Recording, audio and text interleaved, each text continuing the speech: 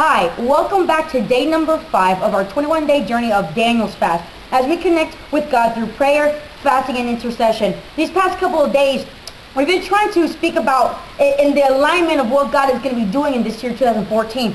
Talking about set your mind on something, speaking about vision, speaking out purpose, that God has given us the wisdom to set our mind on something so we can go ahead and go after what he has promised us. But for that to happen, we have to have a vision. But it's his vision in us. Through that, then what it is what God has given us, what's a purpose. But it's not our purpose, it's his purpose. And today, I feel like the Lord has led me to speak about this because I know that this is going to bring a lot of blessing to those that will receive it today. I hope you guys receive it with me because I know that this word will be something impacting. It says in Psalms chapter 119 verse 34, "Give me understanding and I will obey your instructions. I will put them into practice with all my heart." I'm going to read it again. Give me understanding. This is King David talking to the Lord. I will obey your instructions. I will put them into practice with all my heart. Powerful. King David's attitude throughout the book of Psalms is so amazing and so real through his ups and downs. Even being a king, it shows how big God's instruction can be in our lives. You see, King David is saying to God, you give me understanding and I will obey your instructions.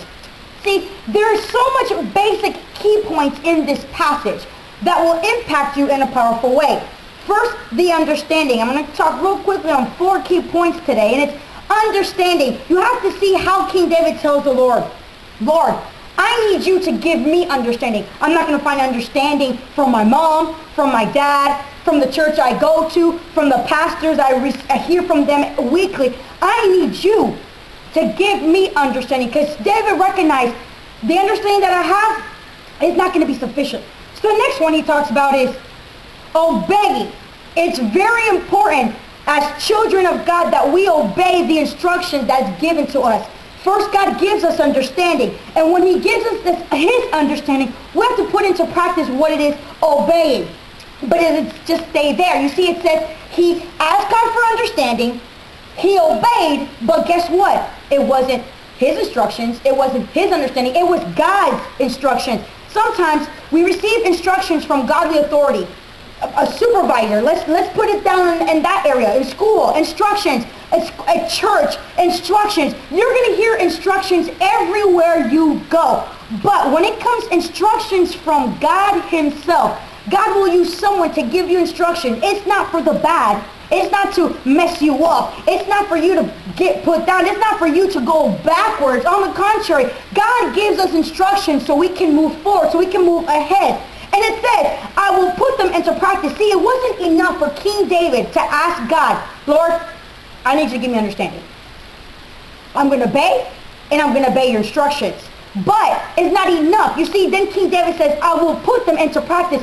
Something will not work unless we put practice to it. That means that it's not going to be fulfilled in a day. It's not going to be fulfilled in 2 days. It's going to take time. Practice makes perfect. Practice, practice, practice, practice. You practice in a sports team. As you can see, you practice in the music. We practice every day of our lives.